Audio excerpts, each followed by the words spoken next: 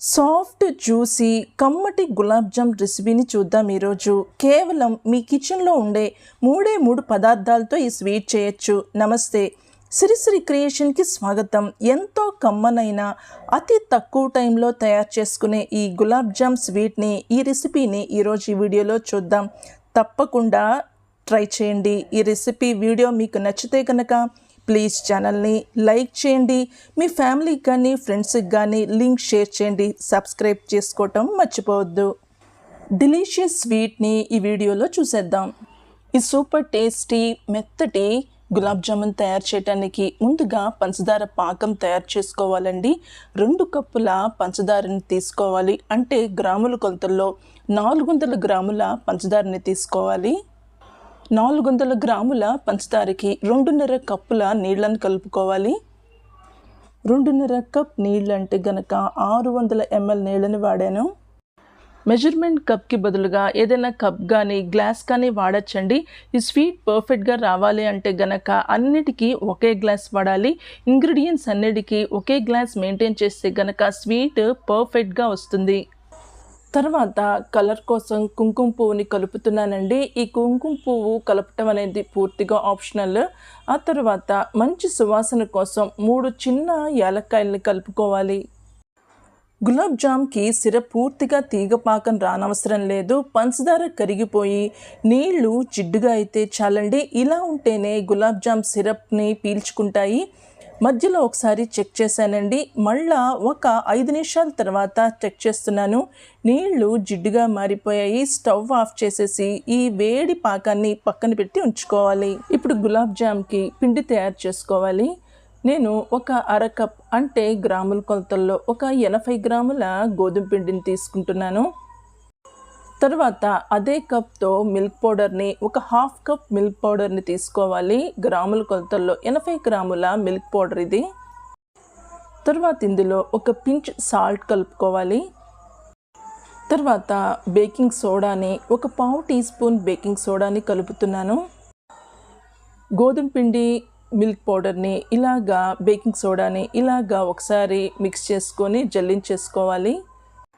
కమ్మదనం కోసం ఈ పొడి పిండిలో 2 టీ స్పూన్ల నెయ్యిని కలిపానండి. ఒకసారి పిండినంతా చేత్తోనే బాగా మిక్స్ చేసుకోవాలి. ఈ పొడి పిండిలో నెయ్యి అంతా పూర్తిగా కలిసిపోవాలండి. ఇప్పుడు నేను ఒక 100 ml పాలని అంటే 1/2 కప్పు పాలని తీసుకుంటున్నాను. గోధుమ పిండి యొక్క క్వాలిటీని బట్టి పిండి సాఫ్ట్గా రావటానికి పాలని పెంచుకోవచ్చండి. నేను 1/2 కప్పు పాలను తీసుకొని ఒకేసారి కాకుండా ఒక్కొక్క స్పూను కొంచెం కొంచెం ఈ పాలని ఈ పొడి పిండిలో మిక్స్ చేస్తున్నాను. పిండి కలుపుతున్నప్పుడు సాఫ్ట్గా కలపాలండి. ఈ పిండి గట్టిగా కలపకూడదు. గట్టిగా కలిపితే కనుక ఈ గులాబ్ జామ్స్ వేగించేటప్పుడు పగుళ్ళు వచ్చేస్తాయి. కాబట్టి చెక్ చేసుకుంటూ సాఫ్ట్గా కలుపుకోవాలి. ఇలాగా కలిపిన తర్వాత నేను మూత పెట్టేసి ఒక 5 నిమిషాల పాటు ఉంచాను. ఒక 5 నిమిషాల తర్వాత తీసేసి ఈ పిండిలోంచి కొంచెం కొంచెం చిన్న చిన్న ఉండల్ని తీసి ఇలాగా విడిగా ఉంచానండి. మనకి ఏ సైజు కావాలో ఆ సైజు తీసుకొని ఉంచుకోవాలి. జనరల్గా చిన్న చిన్నవి చేస్తే గనక వేగించిన తర్వాత ఇల్లి గులాబ్ జామ్స్ ఇంకా పెద్ద అవుతాయండి, పొంగుతాయి. కాబట్టి నేను చిన్న చిన్న ఉండలు తీసుకొని ఇలాగా కోల షేప్స్లో ఒత్తుకొని ఎక్కడా క్రాక్స్ లేకుండా ఒత్తుకొని ఉంచుతున్నాను. మీకు నచ్చిన షేప్స్లో ఈ గులాబ్ జామ్ ఒత్తుకొని ఉంచొచ్చండి. ఎక్కడ క్రాక్స్ లేకుండా ఇలాగా ఒత్తుకొని ఉంచుకోవాలి. ఇప్పుడు రెడీగా ఉంచుకున్న ఈ గులాబ్ జామ్ని వేగించుకోవాలి. ఫ్లేమ్ని పూర్తిగా లోలో పెట్టాలండి. ఎక్కడ ఓవర్ హీట్ అవ్వకూడదు. నూనెనే కదపాలండి. వేసిన వెంటనే ఈ గులాబ్ జాముల్ని టచ్ చేయకూడదు. లో ఫ్లేమ్లోనే ఉంచి కొంచెం వేగిన తర్వాత లైట్గా కదుపుతూ వేగించాలి వీటిల్ని. నేను గోల్డెన్ బ్రౌన్ డార్క్ కలర్లో 2 రకాలుగా వేగించానండి. మీరు గోల్డెన్ బ్రౌన్లో కానీ డార్క్ కలర్లో కానీ అయినా వేగించవచ్చు. లో ఫ్లేమ్లో పెట్టి కాలిస్తే లోపల వరకు ఈ గులాబ్ జాములు వేగుతాయండి. ఇలాగ వేగిన వాటిని ఈ పంచదార పాకంలో వేస్తున్నానండి. ఈ గులాబ్ జాముల్ని పాకంలో కలుపుతున్నానండి. పాకాన్ని నేను ఒకసారి వేడి చేశాను. పాకం వేడివేడిగా ఉండాలి. అప్పుడే ఈ గులాబ్ జామ్స్ ఈ పాకాన్ని పీల్చుకుంటాయి. ఒకసారి గెరటితో మిక్స్ చేసి మూత పెట్టేసి 4 నుంచి 5 గంటల పాటు నానపెట్టానండి. ఎందుకంటే ఈ గులాబ్ జామ్స్ ఈ సిరప్ని బాగా పీల్చుకుంటాయి. 5 గంటల తర్వాత మూత ఓపెన్ చేశానండి.